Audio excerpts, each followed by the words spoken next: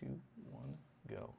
Hello, hello, hello. This is Corey Thompson from Dice Tower News, Dice Tower Now, Above Board, all that good stuff. And this is the Podfather of Gaming, Stephen Bonacore. You are listening to Board Games Insider, episode 296. Whoa. And we're recording this on November 30th, 2023. Board Games Insider is a proud member of the Dice Tower Network. And Tom Vassell is not at PAX Unplugged. He is not. And we are so grateful for his absence. But Corey and I are here, and we're again recording togetger. Look, I mean, like we're touching each other. Like, no, don't do that, please. Help. And we love these kind of live ones, right? I mean, Oh, yeah. It's sad that Ignacy can't be here when we're doing the live ones, but he promises to be back for the next episode. So wait for him. It's almost like the distance to Poland. He's just using that as an excuse. Just throwing out the Europe card again. He's throwing out the Europe card. You know, Yeah. why can't he just be here? I know. It seems fact, very reasonable. the fact that he hates to travel, the fact that, you know, it's the Ocean winter. in the way. Yeah, that kind of stuff. Yeah. But anyway, I mean, the convention hasn't started yet. It's only Thursday. PAX is, oddly, I guess I'm going to say, only a 3-day convention. And I say that oddly because for a convention of its size, it's 30,000 people now. We don't have an official number, of course, but it now dwarfs Origins. It's always so much bigger than I think it's going to be. Yep. And it has the feel of a Gen Con. It feels like you've taken that bustling, busy, industrial Gen Con main area and just put it in a little bit of a smaller space, but you're crowding it to the point of Gen Con. Yeah. It's always surprising how big it is. The energy is always good. And we'll talk more about that, obviously, on the next episode when we actually have experienced it. We have not actually been there yet. But we will talk right I can now. see it from here. See, it's right there. The convention center is right there. there. Of course, the people watching us can see us pointing at the convention center. The people listening, they don't know what we're doing. Anyway, Corey, tell us what is happening in your life and with all of your many business interests. Oh, man. Well, it was a week ago that we were at BGG, and I'm still, barely enough time to recover from that. Now I'm traveling again. Excited about PAX. For Above Board, things are going really well. The shark video is out. It is going great. The video is ridiculous. It was so good. And then I was in They are such amazing people. I'm so proud of it. I was in the follow-up. I was in the follow-up video, right, where Travis was taking phone calls and Zoom calls, trying to get out of doing the shark video, trying to beg off that shark video, and he did it with all these social media and influencers, and it was a lot of fun. That was really fun, and that came together really well. So I'm just looking forward to seeing everybody again. I was just starting to miss people from BGG, and now everybody's back. Yeah. Brought the gang back together. We brought the gang back together again. It was great. I mean, do you have another major Above Board event coming up? Another video that he's going to do soon? So coming from Above Board, next is going to be Board Games on a Live Volcano. Oh, that's right. You never dropped that yet, right? No. That was filmed about 2 months ago, give or take. Yeah. That's very cool. And we're editing it together. Right now we're putting out videos regarding PAX, and that's going to go on for a little while. The Volcano videos are probably going to hit in the new year.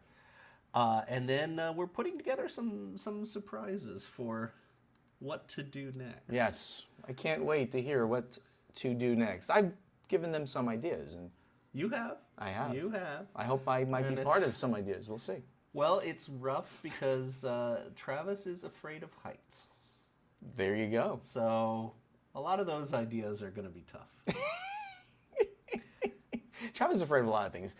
Anyway, let's keep going. So over here at the Podfather Gaming, obviously here at PAX, we're going to report more on that next week when we actually have the experience.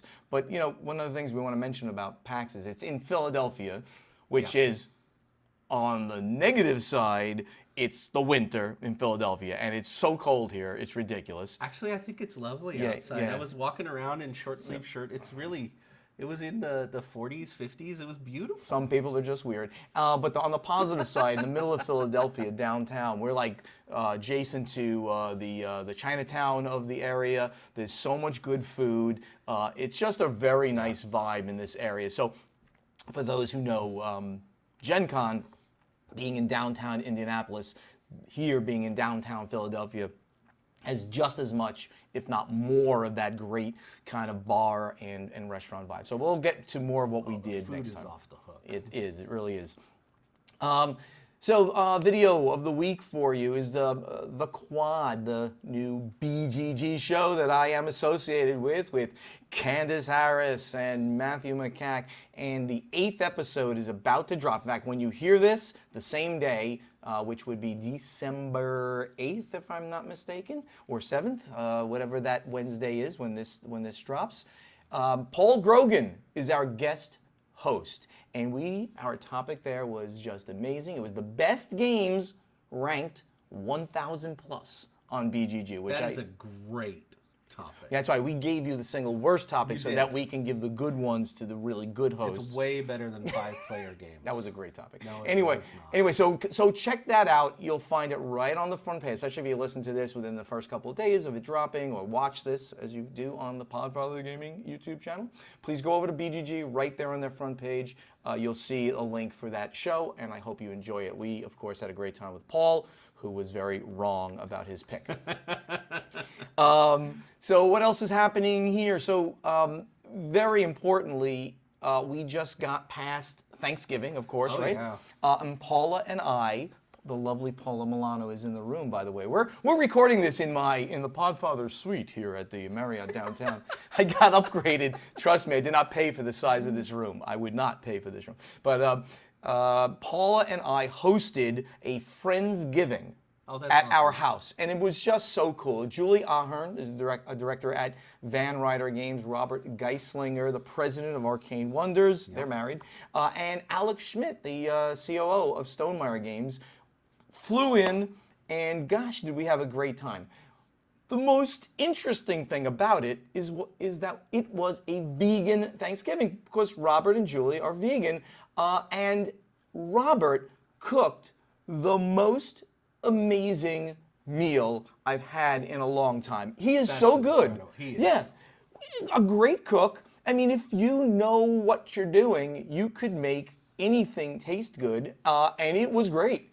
I mean, I did not miss turkey. I'm not gonna become a vegan, but we'll have turkey at Christmas time instead of Thanksgiving. So, but it was just delicious, but really the most important part was having such good friends. These are all people in my D&D group. Having them all together, since we didn't have family around and they didn't have family to go to. Oh, but one amazing thing is that Julie's parents live not close, about an hour away in Florida. They drove over cool. to have the Thanksgiving meal with us. And gosh, are they charming. Her father and I bonded over wine, over food, over just a bunch of different things. And really lovely people. They sent us a thank you card. It was just so nice to us. Yeah. Paula now has a responsibility of keeping a orchid alive. They gave us a gift by coming over. So Paula, I can't wait to see how long that orchid. Paula's giving a choking symbol over there. She's worried about that the thing is going to die, but hopefully it will last. And thank you, everybody I just mentioned, for making our Thanksgiving so wonderful. And again, we're going to talk about PAX Unplugged, next week. Yep. I think that's really everything in my life. Just the last part of this year is going to be very calm. I don't have any trips coming up in a week. No trips that will be not drivable. Everything that I do from now to the end of the year will be driving trips, possibly to Kennedy Space Center, maybe down to Dice Tower headquarters. Tom actually invited me down to do the Winter Spectacular. And we're going to be doing a World Series of Board Gaming Q&A discussion during the Winter Spectacular. So stand by, and you'll be seeing that. I'll be posting information about that as it happens. Wow. No, I'm flying to Toronto in a month. Oh, that's cool. Are you? In January? Yeah. Okay, well, that's next year. That's cool. Anything happening there you want to mention? There's going to be a get-together with a lot of the designers in the Toronto area. Yeah, it's going to be really fun. First time I've done this. Yeah, well, I'm sure that my invitation will be at home in the mail when I get home. Wait, maybe I wasn't supposed to mention Yeah, it maybe you weren't supposed to tell me that. It's like I'm not anybody invited. you want to bring except Bonacore. Okay. There's a lot of great designers up in the Toronto area. In the meantime, let's get to the event deck. All right. Now, we got a biggie here. I mean, we've got a Yeah. monster story here that is not going away anytime soon. And it has to do with dueling lawsuits between University Games and Forbidden Let Games. me lead into this a little bit. Go ahead. We've had rumor for a long time. Okay. We're friends with a lot of the people at Forbidden Games, so a lot of this rumor does come from just one side of it. Yes. Forbidden Games is, of course, Glenn Drover's company. They do the red box games that we're familiar with. Probably Raccoon Tycoon and Mosaic are the most popular. There's also Railroad Barons, Lizard Wizard. There's a line of them, and they have a nice branding and look. Right. But about a year ago, there was rumblings that Forbidden Games had been purchased in a manner by University Games.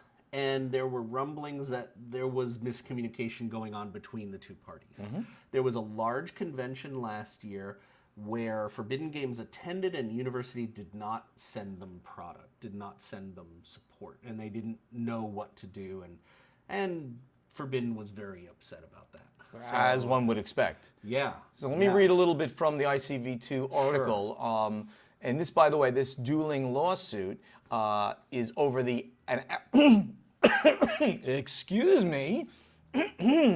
Since you talk that much, things fly in. There you go. It's like, And it's over an acquisition gone bad because Forbidden Games was acquired in an asset sale to University Games. So near simultaneous lawsuits filed in federal court by University Games and Forbidden Games in late October describe an acquisition gone bad with dueling allegations of fraud, breach of contract, and other prohibited actions. The transaction, an asset purchase agreement selling Forbidden Games assets to University Games, took place in April 2022 at a $2 million base price. I'll talk about that later. With an additional $1 million in performance payments if certain benchmarks were met. so if Forbidden met sales to a certain level, they would get another. $1 million. In the deal, Forbidden Games CEO Glenn Drover, by the way, Glenn, I know Glenn. I've spoken to Glenn about this a little bit earlier this year. Glenn has been in gaming forever. This is not his first rodeo. Oh, yeah. He founded Eagle Games way back when. Right. So everybody should know about Glenn. Right. Designer and game icon from the 90s. He's been in the industry really long time. He became the vice president of strategy at University Games, and other members of Forbidden Games team went to work for the acquiring company. Drover has since resigned from his position at University Games. Drover is under a 3-year non-compete, so his resignation severely limits his opportunities. University Games filed first on October 30th, alleging in part that Drover and Forbidden Games had damaged Forbidden Games by failing to transfer the assets and intellectual property as required by the contract, failing to transfer monetary proceeds to University Games' account, refusing to work with University Games under the terms the parties had negotiated, violating University Games' procedures and policies, interfering with the development and launch of University Games, and claiming that intellectual property Drover and Forbidden Games had transferred to the University Games actually belongs to Drover. So on that note, basically University is going straight to the contract and saying you promised you would do A, B, C, D, and you didn't. As far as the resignation, I had heard that after this whole blow up about not supporting them or supplying product at a convention, the entire team at Forbidden had resigned. After that point? After yeah, that point. that's what I remembered as well. Including Drover. That's what I remembered as well, that they were just basically leaving the company because of this. University Games' suit requests that the court issue a declaration that the intellectual property in the asset purchase agreement belongs to University Games. Order Drover and Forbidden Games to complete the intellectual and other property transfers in the agreement, and join Forbidden Games from using assets in the agreement, damages in excess of $75,000, restitution of unjust enrichment interest, and fees. Again, breach of contract stuff. All of this is defining the terms by which allegedly Forbidden Games has breached the contract with University Let's Games. also say that Forbidden Games has been working on a new title called Fairies. And a lot of this argument is who does Fairies belong to during this lawsuit. Forbidden Games and Drover filed against University Games on October 31st. So this is the dueling portion. The day it files the day after with a complex complaint on which work was likely started significantly before the lawsuit by University Games. So they had started this other lawsuit way before the file because it's a very long and complex lawsuit. It makes sense because you can't really put together something like this in one day. You could not. The complaint alleges that University Games, once the asset sale was complete, promoted their games over Forbidden Games titles, slashed the Forbidden Games marketing budget, and thwarted efforts to market their games at trade shows in order to avoid paying the additional $1 million performance-based acquisition price. And that's the important portion of this, that the allegation is that University Games is trying not to have to pay the extra $1 million to the Forbidden Games principals. And I actually discussed this a little bit with, we have a mutual friend. Her name is Marianne, who is a real lawyer. I call her my fake internet lawyer because she's, well, not my lawyer. The same way that I'm not your financial advisor, she's not really my lawyer. But she constantly... But you're still my financial advisor. No, I'm not. I'm really not. Oh, man, why am I paying you? No, you're not. You're not. You don't even buy me beers. So Marion explained some of the legal terms to me, and the big one is wrongful constructive termination. And that basically, that's sexy. Oh, it's good. It means that you are unable to fulfill the contract because the other party has made it impossible to do so. If my contract says you have to come to work every day, and then I lock the doors, right. I can't say that you breached contract because you weren't at work. Right. So that's what they're saying. They're saying that a lot of the things they had to do in the contract, they were unable to because University made it impossible. Right. Drover also alleged that Moog, who is the owner of University Games, humiliated and undermined Mr. Drover and his colleagues in various work meetings on a frequent basis. That's a quote from Mr. Drover and the filing, creating a hostile work environment for the employees that had come from Forbidden to University and, quote, especially for female employees, unquote. Drover and Forbidden Games are seeking, quote, compensatory and punitive damages and attorney's fees for defendants' fraud, breach of the asset purchase agreement, wrongful constructive termination, which you just mentioned, and retaliation, restitution for a game Mr. Drover developed for University Games on the false promise of payment, Fairies, which you just mentioned, as well as a declaration and injunctive relief barring enforcement of the non-compete agreement. Now, so he all wants of this, freedom. That little bit at the end is Glenn wants to be able to continue to do what he loves to do and make games, but he's under a non-compete from University right now. So he wants freedom from the non-compete, and the other stuff is he's claiming that the breach of contract is not valid because University made it impossible to fulfill the contract. Right. Of course, because, you know, this stuff is going to go on for a long time, immediately following the report that came out on ICV2 and other game media outlets, both parties released statements, because once it's public, well, you better defend yourself in the court of public opinion as well. So there are dueling comments on the dueling lawsuits from Forbidden Games and University Games. After the dueling near simultaneous lawsuits were filed in late October over a dispute related to University Games' acquisition of Forbidden Games, we reached out, this is ICV2, to both companies for comment on the suits that were filed against them. And Forbidden Games is first. Quote, we have been working for several months with our attorneys and several witnesses to create a detailed and accurate complaint against Bob Moog and University Games.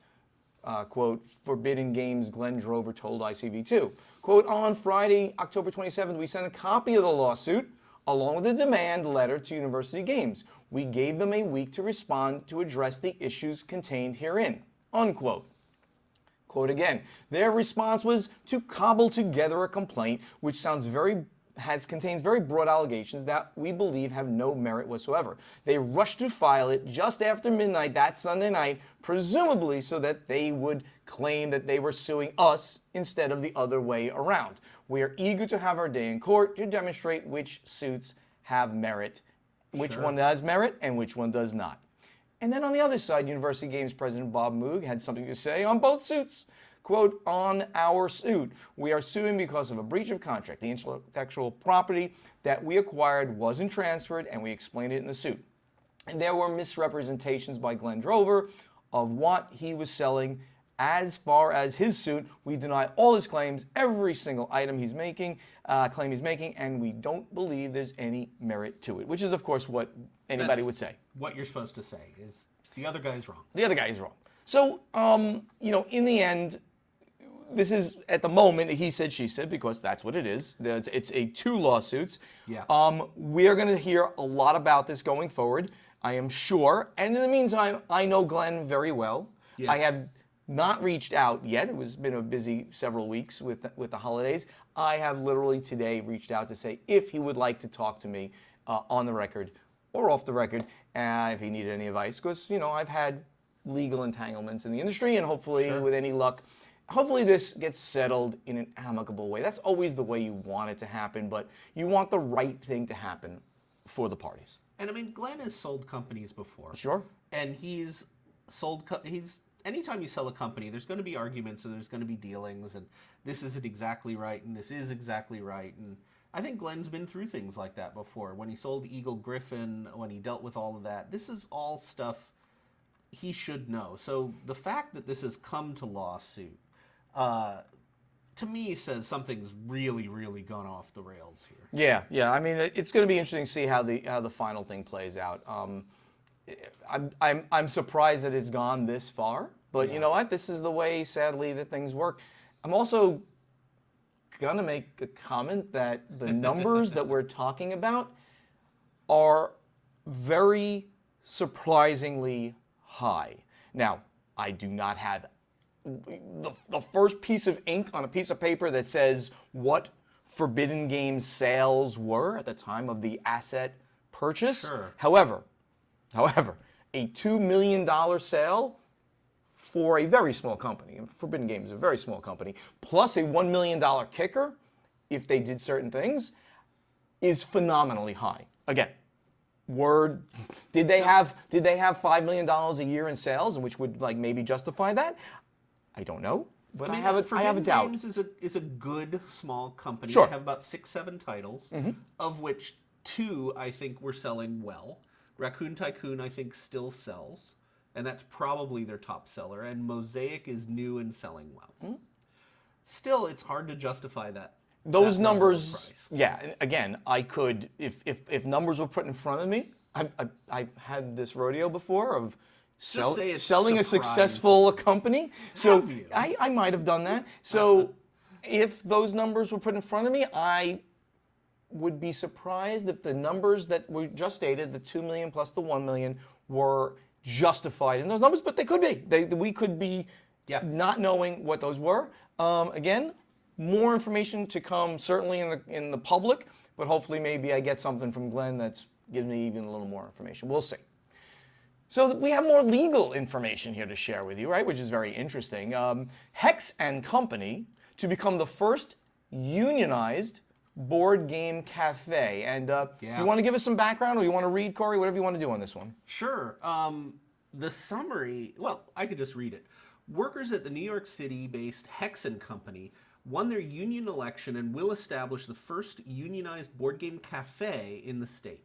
According to a press release, 50 employees of the 66 eligible electors voted to join the Workers' Union in New York, New Jersey, and are now calling themselves the Hex Workers United. The background on this is they had said for a while that they wanted to unionize. The owners of the store had said no. They appealed to the Board of Labor. Unionization was forced on the owners from the Union of Labor. They had their vote, and now they are a union.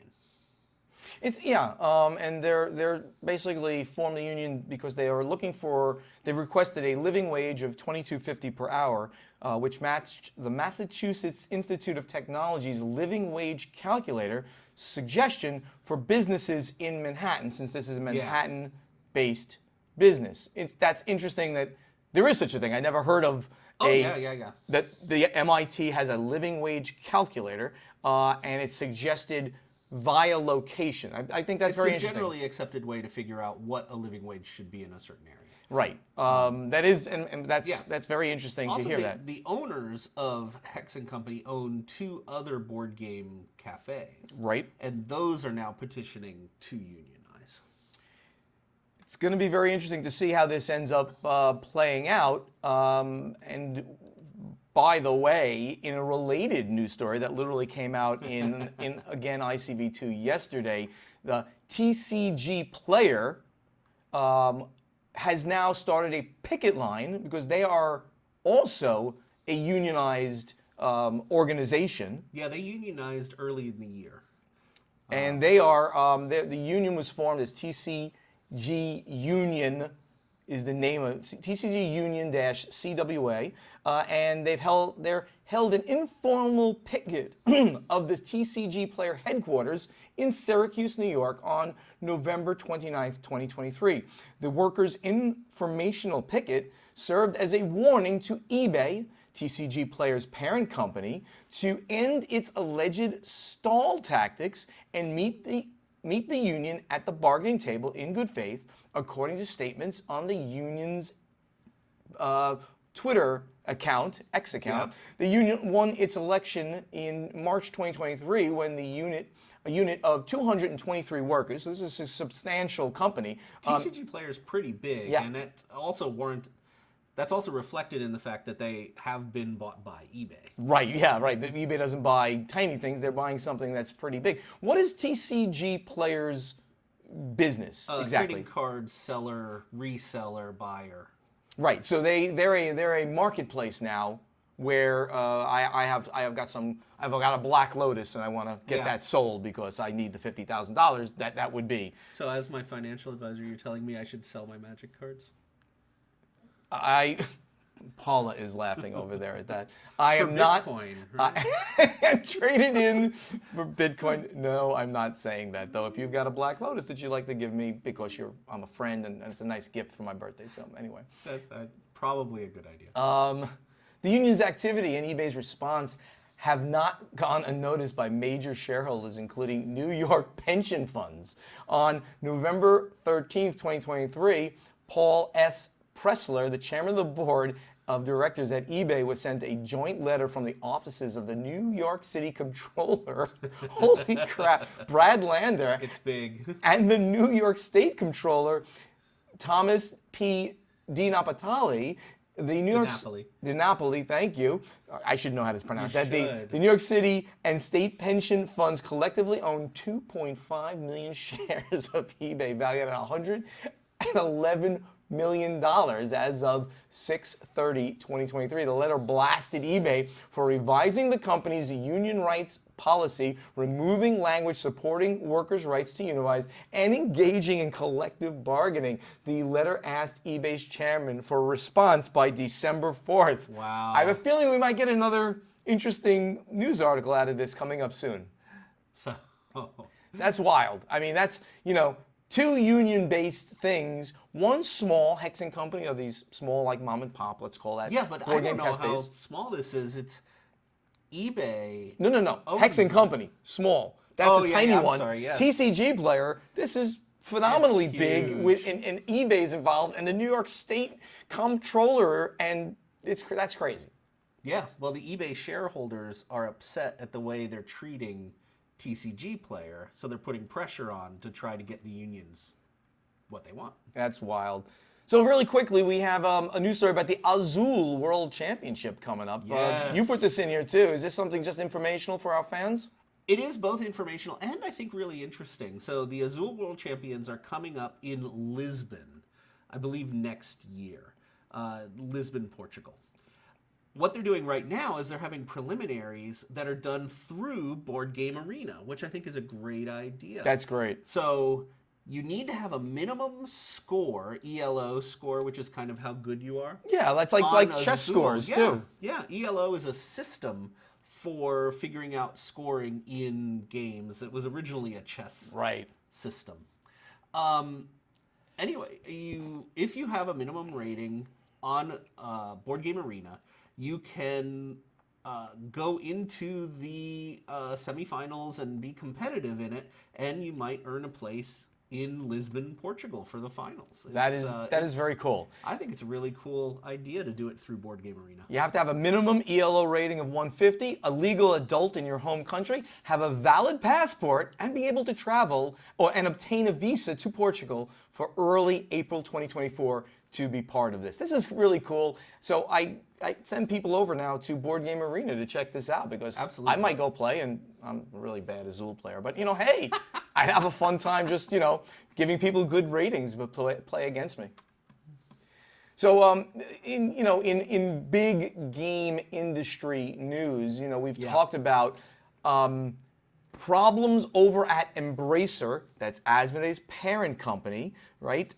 They bought them for $3 billion. And Embracer is a massive multimedia company. They have video games, they have Tolkien, they've got comic books, and they've got Asmodee. And for our thing, they have Asmodee, and they own all of Middle-earth Enterprises, so all things Tolkien, which come through them.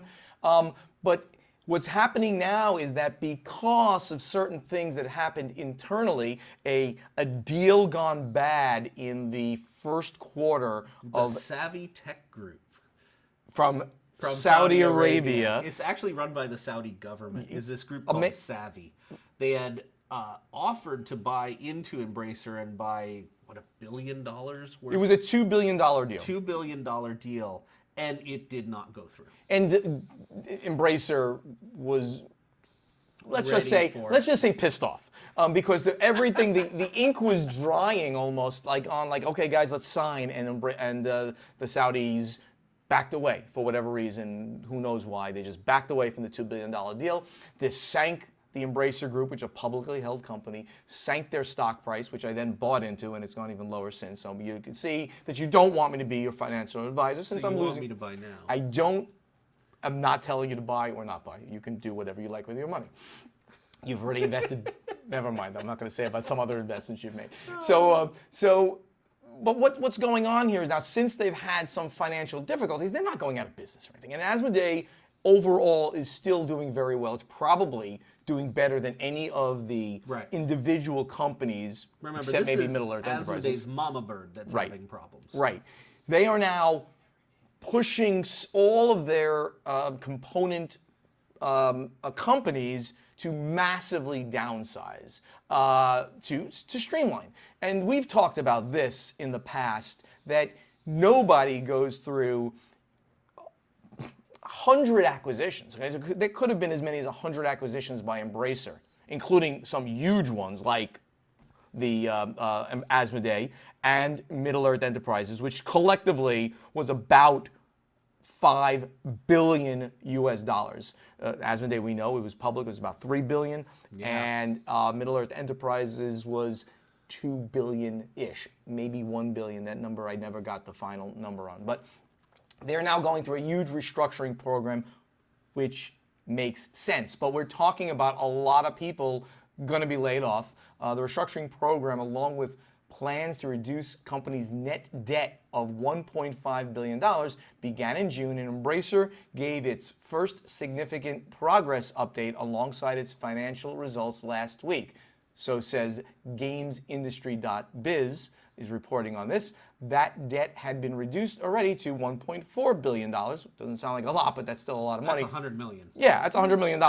That's a lot of money. I'll take that. Yes, with the group saying it was on track to bring down to $757 million by the end of the fiscal year, which ends in March of 2024. So overall, they're saying that the human cost of Embracer's debt reduction has been steep. 904 people were laid off between July 1 and September 30th. I don't know what their total size of their staff is, but 1,000 people almost have been laid But I off in the know, wake of this. talking to a lot of friends in Asmodee, there is massive restructuring going on. Yeah. They're consolidating different groups, they're splitting different groups, they're getting rid of people. It's really a lot of change going on. It really is. But I'm gonna repeat this because it's important. While that's sad, obviously, right? If you work there and you were enjoying your job and you're going through it, there is no company that buys and buys and buys and buys and buys, like crazy amount of acquisitions that we know that Asmodee did, and then Embracer was doing. So we've got multiple layers of this, and then doesn't go through a restructuring. So even if they had gone through with the $2 billion deal, it might not have been as draconian as this sounds. It would have happened. You like that word, draconian? That's good. You know, I saw that face. Good. You I lit like up when I that. said that. Yeah. You know, there'll be plenty more. Asmodee and Embracer is going to be coming up, of course, in our news streams a lot. So this is just the first portion of the, quote, bad news that we're going to be hearing going forward. So, and again, it kind of was triggered by the anticipation they would get these $2 billion, and then they didn't get it. Right. So it triggered the, I'm going to say, pseudo-Machiavellian transition into a more conservative fiscal model. So we try to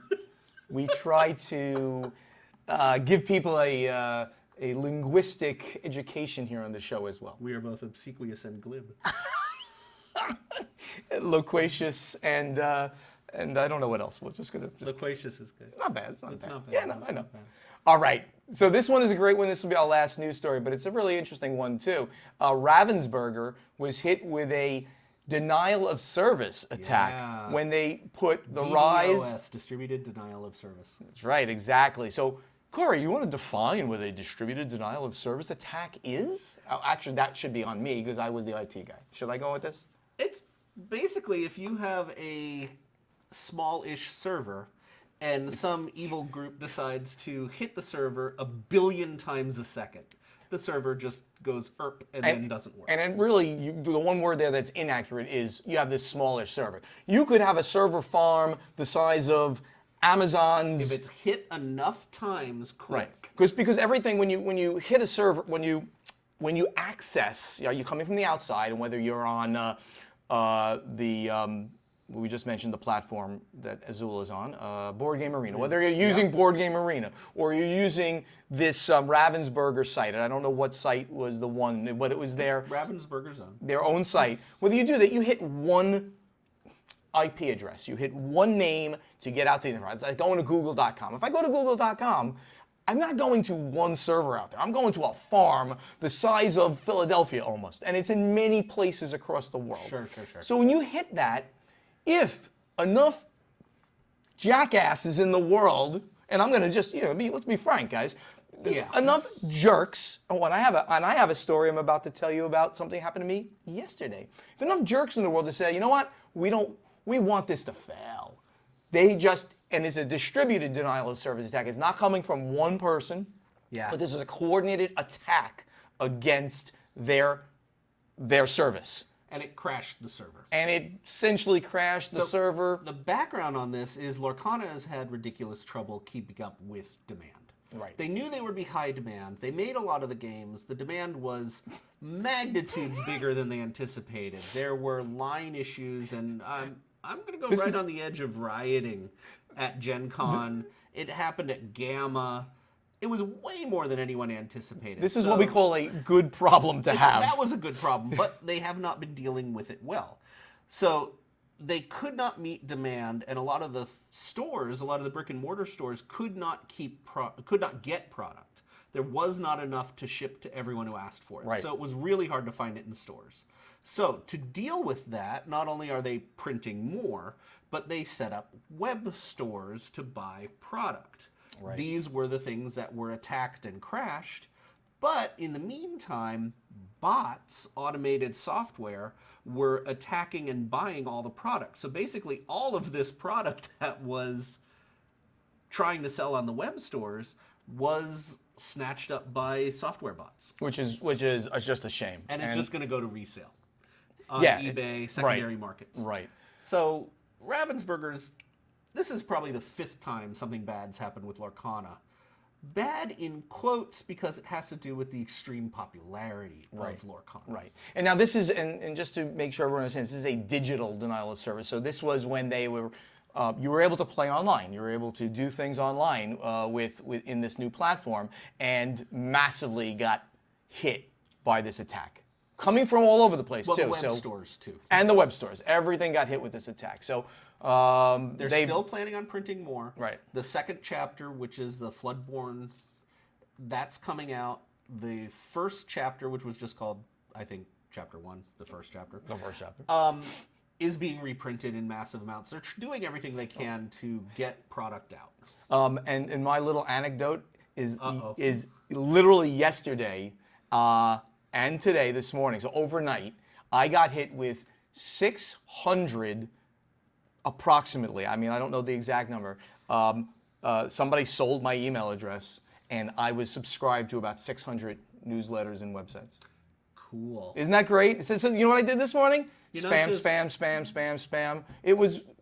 You're not just like drunk buying online. There are a lot of, I don't want to a-holes out there. I mean, there's just a lot of bad actors. So just be careful. I literally had to spend my morning saying, this is spam.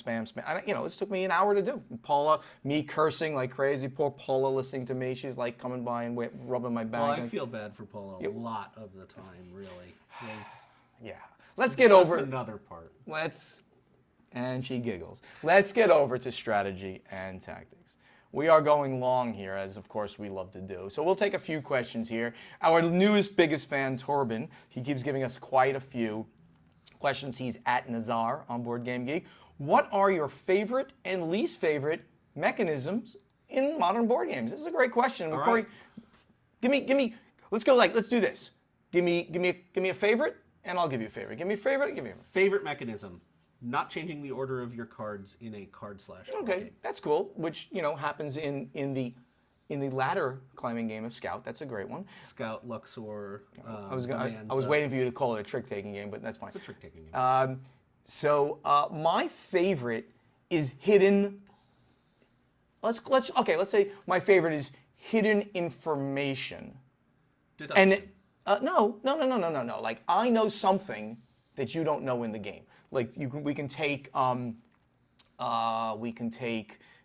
Station Fall for one. So hidden information, hidden objectives, hidden roles. I like that. Those mechanics. I gave you more, but I'm giving you the broad category of I have something in this game that you don't have, and that's gonna make me try to do things in a different way. You're gonna try to figure it out as we go along. Sure. Give me another favorite, and then we'll do one more, and then we'll do Another favorite, wow, deck building just in general, I think is magnificent when used as a side mechanism in a large game. So to the way that Lost Ruins of Arnak did it, or Rococo, or any of these side things, or Dune Imperium. I'm going to go next with maybe area control. I enjoy getting out there onto a board and trying to piece together like this is mine and I can beat you and I can come here. So all of that together. Let's get to some least favorites. What are your mechanics that that kind of thing's not for me? Area control. Is that true? Absolutely serious. I tend to be a non-confrontational player. I like multiplayer solitaire. I like Euros. I like figuring out the puzzles. Oh yeah, that's boring. So you like all boring games. I got it. Aggressive area control. Boring. Not my favorite. Wow. I play them and it can be done well, but there's a lot of bad out there. The whole Amerithrash push for a lot of random, a lot of area control, a lot of direct confrontation. Not my thing. All the stuff that I like. So I'm going to say deck building because you do like it. No, I won't say that. Just I know you like deck building. Yeah, I do. I like light deck building, not like insane deck building. Absolutely. What would be a least favorite mechanic? I really don't have. I don't think least favorite Roll and things. move? No, I love roll and rights, of course. No, roll and move. Oh, roll and move. Well, okay, we can, for the most part, we can probably say a roll and move, but that's not modern anymore, right? He asked for There's modern a few. board It's games. exciting when one of them comes out. When one of them comes out in a way that it's not, it's not Monopoly-like, right? Sure. when a mechanic is well implemented, it just works for me. So I don't really think I have like ones that are truly least favorite. Any other ones you want to? No, it's actually hard for me to come up with least favorite. Yeah. There's definitely some cards or specific things that come up every once in a while. I tend to really dislike clear the market. I think that's a wasted action. If there's a market of cards and you clear the market. That's less of a, yeah, I guess, I mean, it's a rule versus a mechanic, but we'll go with that. Look through the discard pile and pick one you want. God, I hate that. All right, let's absolutely go with that, because when that comes up, it's going to delay the game, and unless there's a card that you obviously want to get that card back, I do like in War of the Ring, the card game, which is something that I've talked about. You bring out Gandalf, and then you can. Well, you bring out something, and then you can go get something else because of that and bring it into your hand. That I like. But if it's like, pick your favorite card of the 400 cards in your deck. All of them. No, that's crap. No good. Thank you, Torben. Peter Tierney, good guy. He puts a lot of stuff here. He's at Unit 04. What is your favorite game in the Portal US catalog? Which is good that Ignacy maybe is not here for this one, because it's that he'll pick one of the ones there. But we should pick what's our favorite game. I know I'm going to go first on this one. Well, I know what you're going to pick, so I'm trying to think of one that's not the one you're going to pick. What do you think I'm going to pick? 51st State. No, which I did play, and he actually asked that as a second question, which I did play recently, and it's excellent. And I probably like it, because I know that it's built on a similar engine to Imperial. My favorite is Imperial Settlers. Yeah, that's the whole idea. Which have a similar engine, right? Oh yeah. All the resources are there, and you just play until you burn them all. I love that. I love that mechanic, and I think I like 51st State more than I liked Imperial Settlers. But so, what's your favorite? My favorite might be his new Imperial Miners. It's so simple. It's so streamlined. Really good. I mean, I've been talking about it. He's not here right now, but I've been ever since he showed me the game at Dice Tower East. I was like, yeah, this is just really good. It is very well done. So, but I still like Imperial Settlers better. Okay. Yeah, I mean that's legit. Absolutely legit.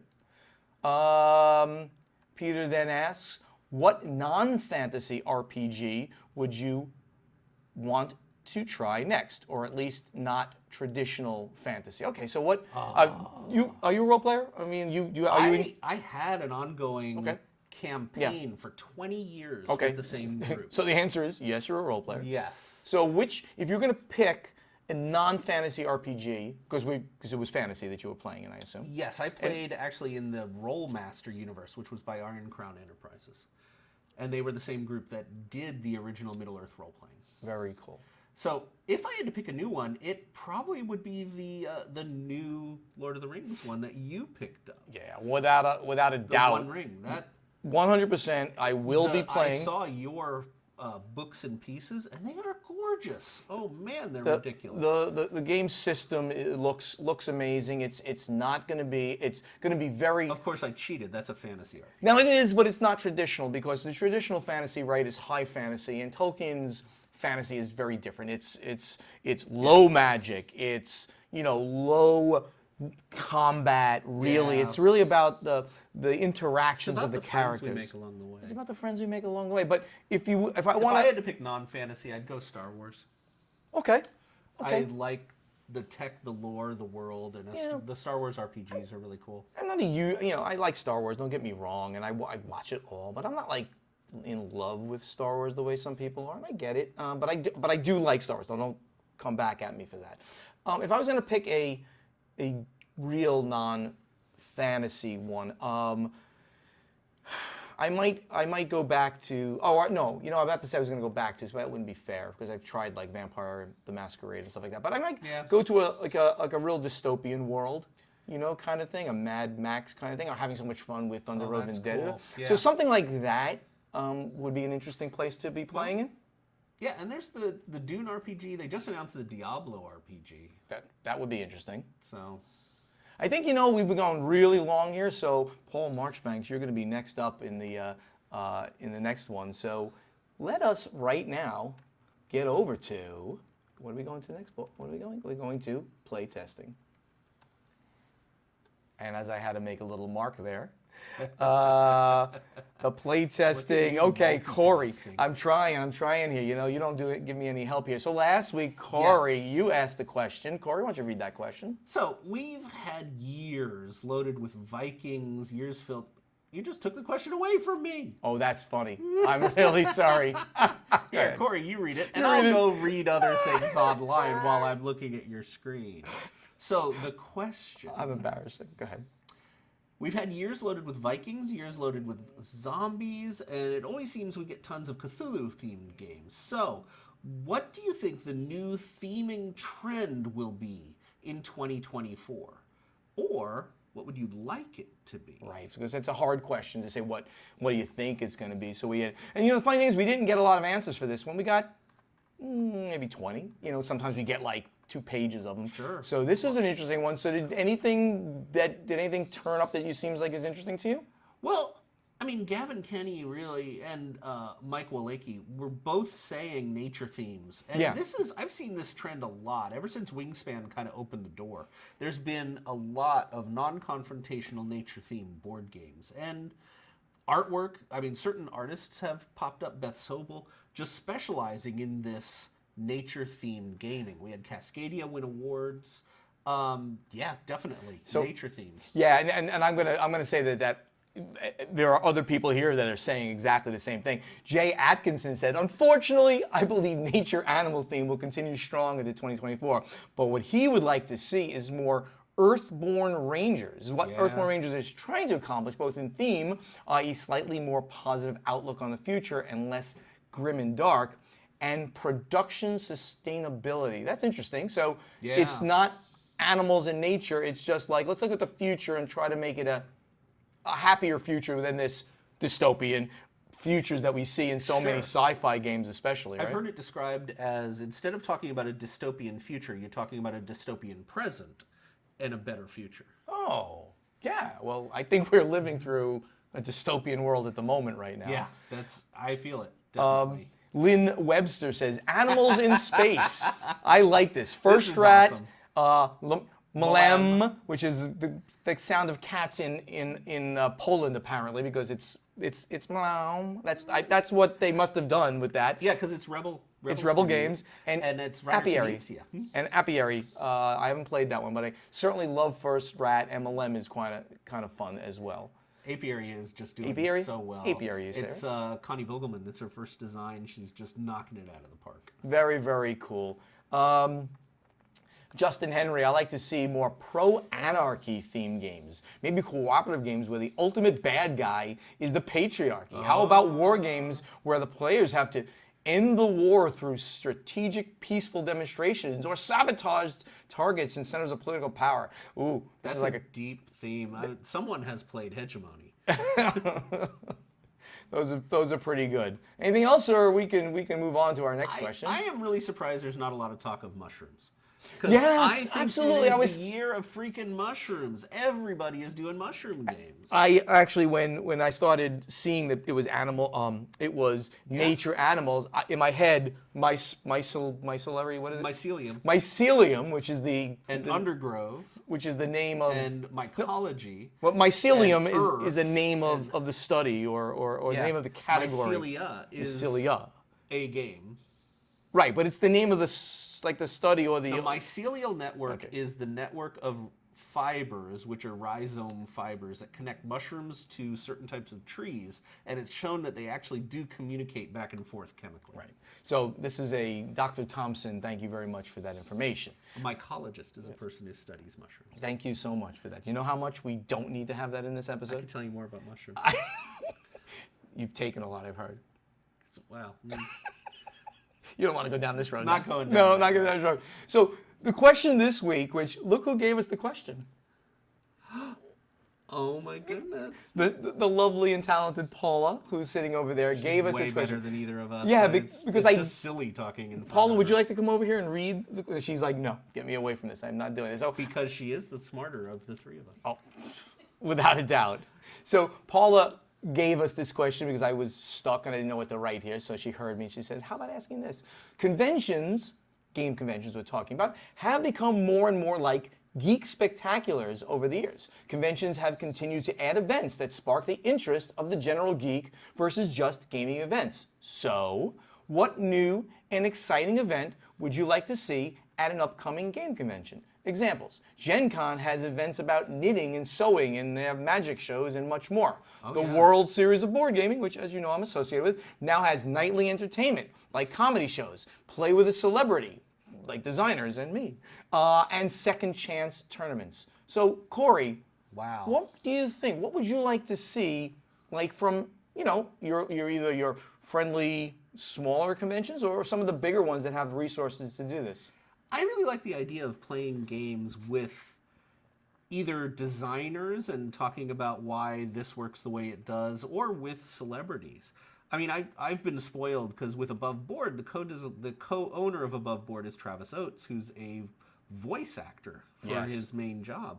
And I'll tell you, playing games with him, I have never been publicly shamed and ridiculed by so many beloved childhood characters in my life as when I play games with Travis. He just starts giving you voices. Just voices, and I love it. And that experience is spectacular. He's a really, really talented guy.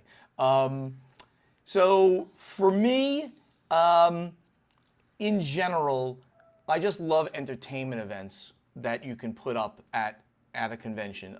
So, you put, like, at Board Game Geek Con, BGG Con, that we just were both at. Right. Our Family Plays Games. Oh, they're so good. They're so wonderful. I love Mick and Star. Their show is ridiculous. The energy level's off the hook. Off the hook. Mick is insane up there. Yes. He's just like all over the place. He's like me on like steroids with his arms like moving and stuff. He is so much fun. Paula loves them a lot too. So, having influencers, social media content creators, celebrities, designers, having more of that, having us there, that would open up the industry more to people and in general entertain people, because I think that we are generally entertaining folks. What do you think? Are we? Well, in our mind we are. Entertaining. That's in our mind we sort of are, aren't we? So I've been asked to a couple conventions, not as many as you because you're the professional special guest. I'm the professionals.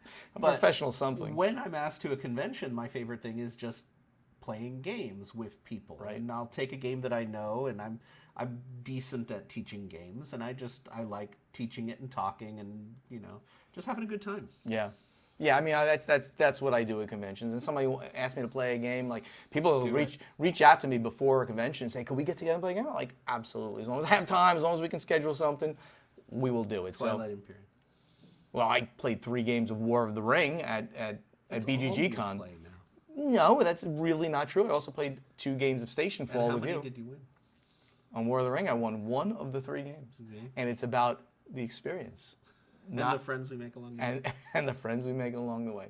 So just now, because I'm very multitasking and talented, I have created a thread on Board Game Geek that you can go there to our guild on Board Game Geek, find our playtesting thread for this question, and post your answer to it, and let us know what you think about events. All right? Let's get over to final scoring. Thank you all so much for listening, and help us spread the word about this podcast by telling your friends to download Board Games Insider wherever they like to get their podcasts. Or you can now watch Board Games Insider on the Podfather of Gaming YouTube channel. You want to be part of this podcast? You can ask us questions for strategy and tactics, or answer our question to you for the playtesting segments by going to the guild on Board Game Geek and looking for the episode with this episode's number in it. Our websites are portalgamesus.com, podfathergaming.com, dicetowerdish.com, and the social media.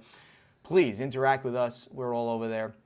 On Facebook, like our pages, /BoardGamesInsider, /PortalGamesUS, and /PodfatherGaming. You've got to put in a above board page there. Do you have one? The YouTube page. You got the YouTube page. We're working on our web page right now. You need more stuff. We need a lot of stuff. You can speak directly to Ignacy, Corey, and Steven on Twitter, X, and Instagram at PortalGamesUS, at PodfatherGaming, at DicetowerDish, at Corey's the nicest Tower one Now. of the 3, really. I'm not saying you're not. And the active YouTube channels, of course, are Portal Games Movies, the Podfather Gaming, and the hysterical Above Board TV. That's me. Yeah, it is. TikTok, watch Ignacy dance at Portal Games US. And we really love to see you at a convention upcoming in 2024. So if you're going to be there, come up to us, let's chat with us, reach out to us beforehand. We'd love to see you. We kind of live for that stuff. Thank you so much. Board Games Insider was professionally edited by Joshua Bowman from Tabletop Submarine Podcast. If you want your podcast edited by Joshua, you can reach him at tabletopsubmarine@gmail.com. And that great voice you hear doing the intro, outro, in between segments is that of Ray Greenlee. Ray, you're the best. He can be contacted to do voiceover work at raygreenleevoiceover.com. Corey, do you have anything you want to add? I mean, there's a lot of secret stuff going around, but What? I mean, there's this secret stuff? well, I mean, there's always secret stuff. No one knows what my hands are doing under the table. There's secret stuff. We are on But- the Dice Tower network It's a here. family-friendly network. You shouldn't really No. say things like that. It's No. family friendly. Family-friendly. We can get in trouble for that. Probably. No But one we- listens this far. But we're gonna mention this. Everybody listens this far. This is the most entertaining part. But we are working on a special number 300 show. Yeah. So will we pull it together? We hope. No. And I think we will. You know, Okay. it's going to be hard because we're 9 hours apart between you and then me and then Ignacy, right? But maybe an online live show number 300. That would be so fun. I think that's going to be fun. And we can have the lovely and talented Paula and Mary, Ignacy's wife, being the moderators so to get questions to us. Because we can't have all of you talking at the same time. That would be kind of crazy. So maybe Paula can put on her list of things to do for me is to help me figure this out. And can we control Zoom so that nobody's talking? We'll do the talking, then people will be able to unmute a mic at our demand or things like that. You know what I'm saying? Yeah. We need to control the amount of there chat. could be hundreds of people. Yeah. So I we mean, got to do something. I'm expecting no more than maybe 100, and I think that's the limit of my Zoom call anyway. So maybe we get 100. That would be pretty amazing. So Cool. until next time, really, thank you so much, and we'll see you at episode 297. See y'all. Bye.